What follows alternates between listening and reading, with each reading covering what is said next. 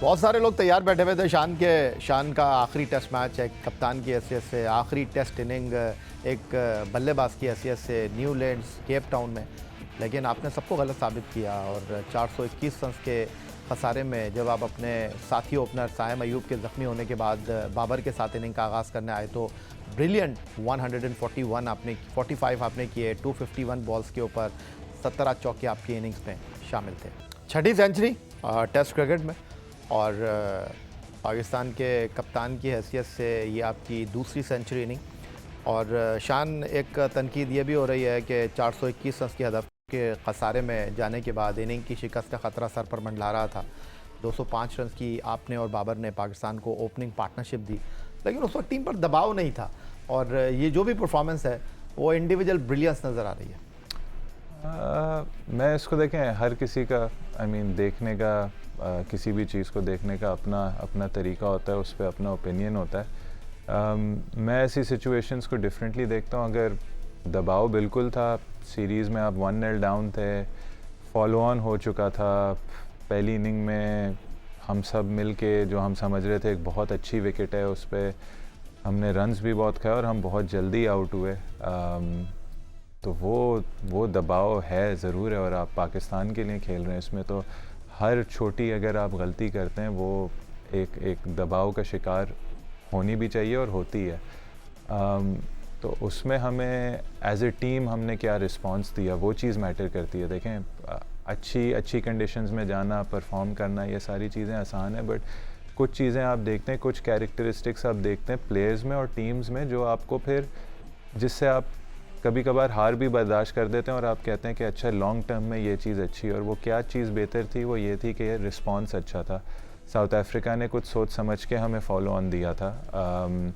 Pitch उस वक्त थोड़ा सा अप एंड डाउन शुरू हो गया था। आई थिंक टीवी पे कभी कभार इतना रिफ्लेक्टिव नहीं होता, बट खेलना, उस प्रेशर में खेलना, एक इनिंग्स डिफीट के दबाव से खेलना और ये बिलीफ रखना। और आई थिंक एक वक्त एक ऐसा बिलीफ भी आ गया था कि अगर हम आज का पूरा दिन बैटिंग कर लें, जो हम आई थिंक 1 घंटा और उस दिन का रह गया था, तो इस मैच में कुछ भी हो सकता है। तो आई थिंक वो रिस्पॉन्स ज़्यादा काउंट करता है कि जब बिल्कुल ही आप एक कोने में, जब आपको कुछ नहीं नज़र आ रहा उसके बावजूद, और जैसे आपने कहा, देखें किसी के लिए भी किसी वक्त भी जो भी आप अगले दिन की, हमें एज क्या कहते हैं इंसान, हमें अगले दिन की गारंटी नहीं है। तो आपको जो भी टाइम मिला है, जो भी मौका मिला है, वो एक बहुत बड़ी अपॉर्चुनिटी होती है, बट आपको ये नहीं पता होता कि आगे क्या होना है, फ्यूचर में क्या होना है।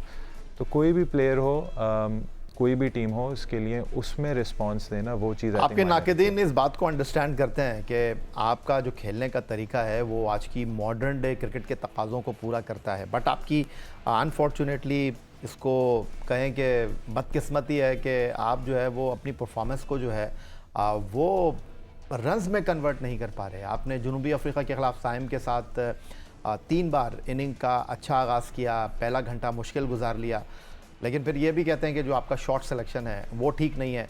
लेकिन अगर आपके 17 चौके हम 145 में देखें तो आप उसी तरीके से खेले, खुला खेले, आउटसाइड द ऑफ स्टंप कहते हैं कि आप जो है वो गेंदों का ताक़ुब करते हैं। लेकिन जब आप इनिंग का आगाज़ करने के लिए आए न्यूलैंड्स केप टाउन में बाबर आजम के साथ मुश्किल वक्त में, आपने अपने उसी अंदाज़ में बल्लेबाजी की जिसको लोग आपकी कमज़ोरी कहते हैं, वो आपकी ताकत बन गई। देखिए, आई थिंक ये तो क्रिकेट का असूल है।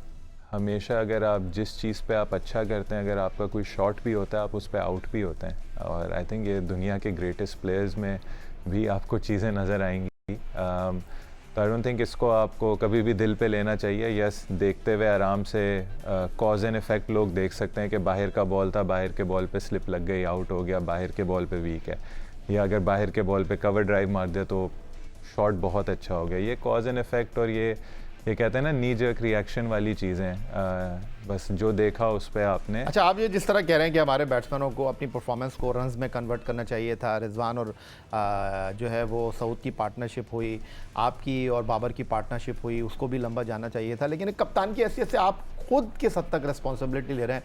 आपके जो बैट्समैनों का शॉट सिलेक्शन था वो टीम की मुश्किलात का सबब बना, इवन आप भी इनिंग को लंबा नहीं कर पाए। बिल्कुल, देखें रिस्पॉन्सिबिलिटी हम हमेशा लेंगे, लेकिन हमने इसको बैलेंस ऐसे भी करना है कि हम खेलना किस तरीके से चाह रहे हैं। जैसे हमने बात की, सेंचुरियन में गेम बहुत तेज़ था, तो उधर आपने अपने शॉट्स भी खेलने थे, क्योंकि हम सब ने देखा किसी वक्त भी किसी को वो साउथ अफ्रीका के भी बैट्समैन थे, उनको भी किसी वक्त भी कोई बॉल पड़ सकता था। इवन अगर आप एग्जांपल ले लें कॉर्बिन बॉश का, 3-4 बार उनकी बॉल स्लिप्स के थ्रू गई, बट उन्होंने उसका फ़ायदा उठाया, उन्होंने उसको प्रोलॉन्ग किया, उसको 80 कर दिया, जहाँ 40 पे आउट हो सकते थे 80 पे वो आउट हुए। तो ये वो चीज़ें हैं जो हम सीख सकते हैं कि जी आपने अपने शॉट ज़रूर खेलने, बट कौन से ऐसे मोमेंट्स हैं जिसमें दूसरी टीम अब बैकफुट पे आ गई है, अब हम इसको लंबा कर सकते हैं। आपके बारे में कहते हैं आप बाइख्तियार नहीं बेख्तियार कप्तान हैं, क्योंकि आपके पास टीम की सिलेक्शन का भी राइट नहीं है, क्या ये बात ठीक है?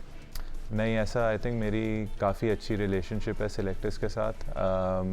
देखें अब चीज़ें चेंज होती हैं, डायनामिक्स चेंज होते हैं। जब ऑब्वियसली मैंने कैप्टनसी ली थी तब हफीज़ भाई थे, कोच थे, डायरेक्टर ऑफ क्रिकेट थे, सिलेक्शन में उस वक्त वहाब रियाज थे। फिर बाय द टाइम अगले 10 महीने बाद जब हमने अपनी नेक्स्ट सीरीज़ खेली तब जेसन गिलेस्पी आए, कोच का कैप्टन का क्या कहते हैं मेन से था सिलेक्शन उसमें।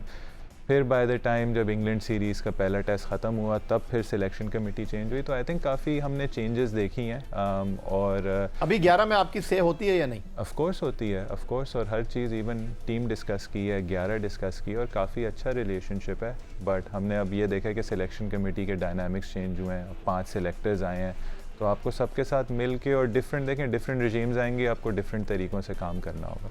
तो शान अब आ जाते हैं वेस्ट इंडीज़ के साथ 2 टेस्ट मैचों की होम सीरीज़ है, लेकिन उससे पहले मैं ये जानने की कोशिश करूँगा, एक आम देखने वाला सुनने वाला ये जानना चाहते हैं, जब न्यूलैंड्स केप टाउन में 421 रन के खसारे में आप बाबर के साथ इनिंग का आगाज़ करने जा रहे थे, किस हद तक आपके ऊपर दबाव था? क्योंकि आपके नाक़दीन ये कह रहे थे कि शान गया, शान की बैटिंग गई, शान की कप्तानी गई, आप क्या सोच रहे थे? क्या ये चीज़ें आपके जहन में थी कि ये आपके लिए मेक और ब्रेक वाली इनिंग है?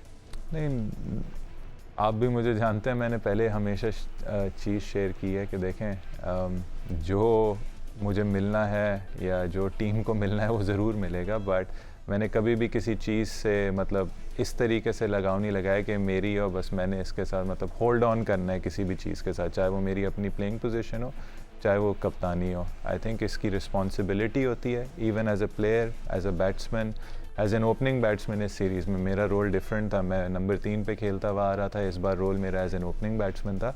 तो हमेशा आपकी कोशिश ये होती है कि आप मोमेंट में रह के देखें, अगले दिन की कोई गारंटी नहीं है, इस दिन अभी मेरे से क्या रिक्वायरमेंट है, चाहे वो एज ए कैप्टन हो, चाहे वो एज अ प्लेयर हो। तो मैं कोशिश करता हूँ कि इवन जब फॉलो ऑन मतलब जब हम खेल रहे थे, जब मैं आउट हो गया था फॉलो ऑन से पहले, उसमें थॉट्स ये थे कि पहले टेस्ट में भी अच्छे स्टार्ट्स लिए, अच्छी बैटिंग की और आउट हो गया, इनिंग्स को लंबा नहीं कर रहा।